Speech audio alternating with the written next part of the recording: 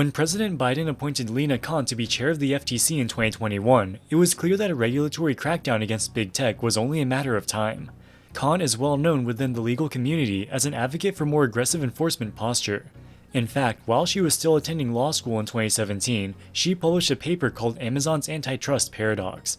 She argued that while Amazon may appear to benefit consumers with greater selection and lower prices, its dominant market share gives it undue influence to crush its competitors.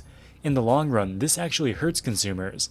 In September of this year, the FTC filed its much-anticipated antitrust lawsuit against the e-commerce giant. It's indisputable that Amazon has built a dominant position in the US e-commerce market, holding 36% market share in 2023. For reference, the second-place competitor, Walmart, only has 6%. The whole idea of antitrust law is that monopolists can abuse their market power to make extraordinary profits at the expense of their customers. Amazon's revenue growth has been very impressive, growing from $136 billion in 2016 to over $500 billion in 2022.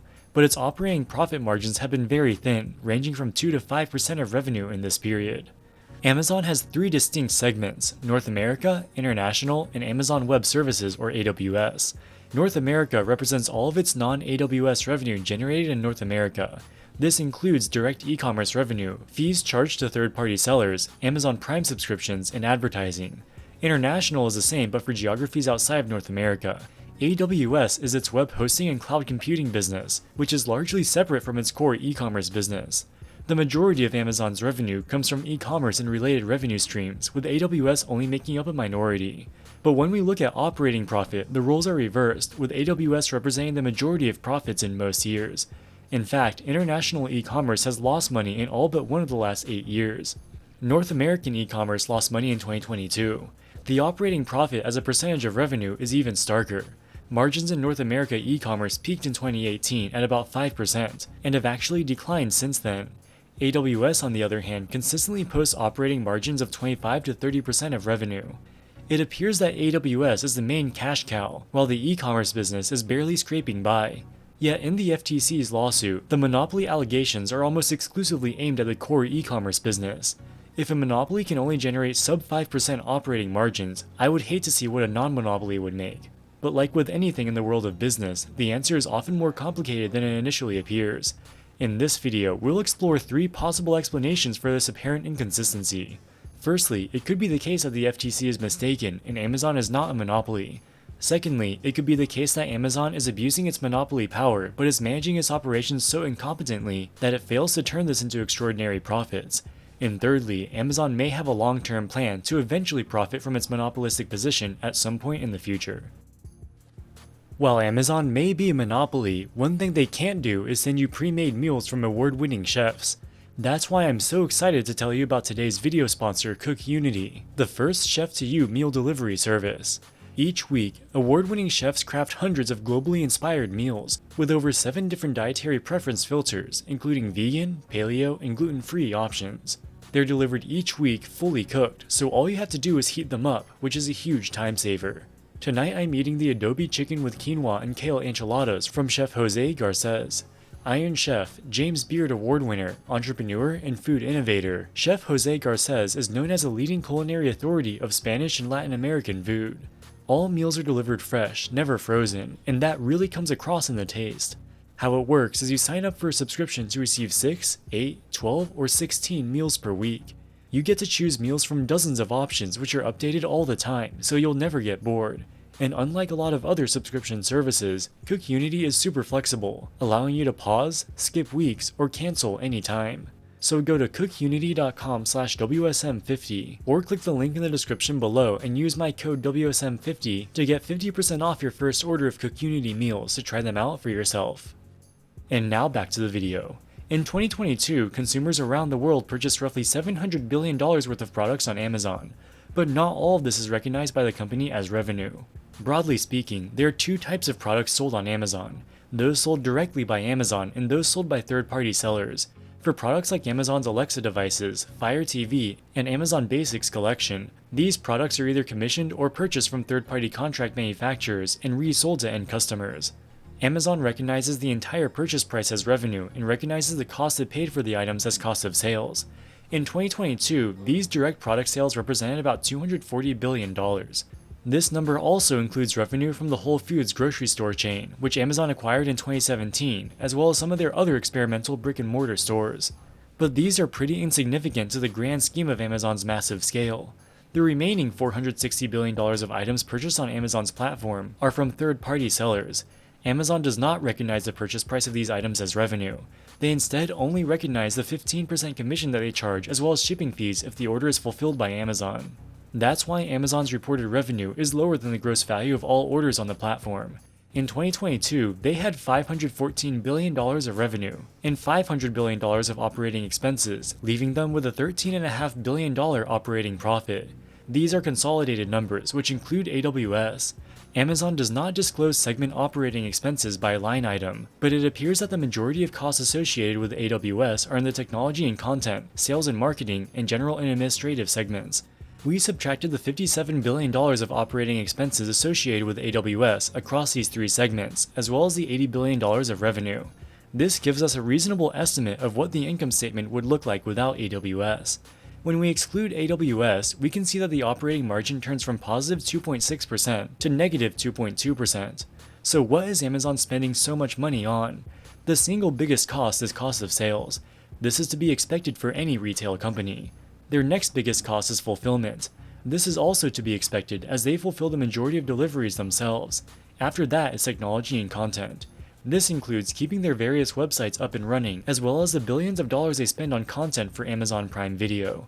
And finally, they have sales, marketing, general and administrative costs. The values of these are about what you would expect for a company of Amazon's size. Overall, the line item that really stands out is the $84 billion of fulfillment cost, which represents almost 20% of their revenue. One of the potential culprits for Amazon's lack of profitability is their Prime membership program. Consumers pay $15 per month in exchange for free delivery on many of their items, as well as access to their exclusive video content and other perks. A Prime subscription offers free delivery on products sold directly by Amazon, as well as third-party sellers who opt into the program. These sellers are charged a per-order fee, but this is partially subsidized by the customer's monthly subscription fee. If a consumer orders many products on Prime with free delivery, the amount of money that Amazon loses on subsidized fulfillment could exceed the Prime subscription revenue. With that being said, Amazon is actively working on improving the profitability of the core business. Over the past 2 years, they've laid off close to 20,000 employees, and they are continuously striving to increase efficiency of their fulfillment operations. In the first 9 months of 2023, this cost-cutting has started to bear fruit as the company reported a roughly 2% operating profit margin, excluding AWS, compared to a 2% operating loss last year. But regardless, nothing that we've seen so far indicates the type of extraordinary profits typically associated with monopolies. Consumers and third-party sellers appear to benefit tremendously from the platform they've built and the Prime membership program. Given all this, what basis can the FTC possibly have to accuse the company of being an illegal monopoly? From the perspective of the FTC, they don't need to explain why Amazon's profit margins are so low. Making extraordinary profits is often an indicator, but is not a necessary condition for an illegal monopoly. Being appointed by President Biden, FTC Chair Lina Khan has been criticized by right-wing commentators for being an anti-capitalist zealot who hates mega-cap tech companies just because they're big and successful. But if you look at this antitrust case against Amazon, it's not just the FTC. 17 states joined in the litigation, including a few run by Republicans, so there appears to be widespread support for cracking down against Amazon. The complaint alleges 4 broad anti-competitive business strategies employed by the tech giant. Firstly, Amazon charges excessively high fees to third-party sellers. Secondly, they implemented a pay-to-win advertising system. Thirdly, they secretly enforce the lowest price policy to prevent sellers from offering discounts on competing platforms. And finally, they force sellers to use Amazon Fulfillment to qualify for Amazon Prime free delivery. Amazon charges a 15% fee on the list price of products sold by third-party sellers. Additionally, they charge delivery fees for orders fulfilled by Amazon. According to the complaint, a typical third-party seller pays 50% of their gross revenue to Amazon. While a 50% fee sounds draconian, the majority of this is delivery charges for products that are sold with free shipping. For cheap items, the shipping often makes up the majority of the cost. So it's a bit misleading to talk about the percentage of the order value, as the product would be a lot cheaper if shipping was not included. Overall, this is one of the weakest of the FTC's arguments. As we saw previously, Amazon's profit margins are razor thin. The reason the fees are so high is not because Amazon is extracting excessive profits, it's just that shipping and handling is expensive. The next area of contention is advertising. Sellers can pay Amazon to boost their search results. These listings are labeled as sponsored and typically appear near the top of the search results. In 2022, Amazon generated $37 billion from advertising. Despite this revenue, they still lost money excluding AWS. The FTC alleges that this creates a pay-to-win model where sellers are forced to advertise their listings, else they'll be drowned out by competing sellers who do. Again, I think this is a relatively weak argument from the FTC. Paid advertising is common practice across the retail industry. For decades, brick-and-mortar retailers have charged slotting fees to manufacturers to get their products in prime shelf space. There's nothing inherently anti-competitive about this. The FTC's next argument is much stronger in my opinion. Up until 2019, Amazon enforced a rule that sellers are not allowed to list their products on competing e-commerce platforms at lower prices than they list them on Amazon. The reason they implemented this policy was to prevent competing e-commerce platforms from undercutting Amazon on price by charging lower fees to sellers. Undercutting on price is a key strategy that smaller competitors could use to take market share from Amazon. Thus, you could easily make the argument that this lowest price policy was anti-competitive. In 2019, the EU Competition Authority started investigating this practice. Amazon preemptively ended this policy in both the EU and the US. But while this is no longer the de jure policy, it is still the de facto policy. Sellers who list their products on competing platforms at lower prices will sometimes be banned from the buy box. The buy box is the box shown on the left of the screen with the add to cart and buy now buttons. As much as 80% of all sales on Amazon happen through the buy box. If you are selling a product and you have been suppressed from the buy box, consumers can still buy your product.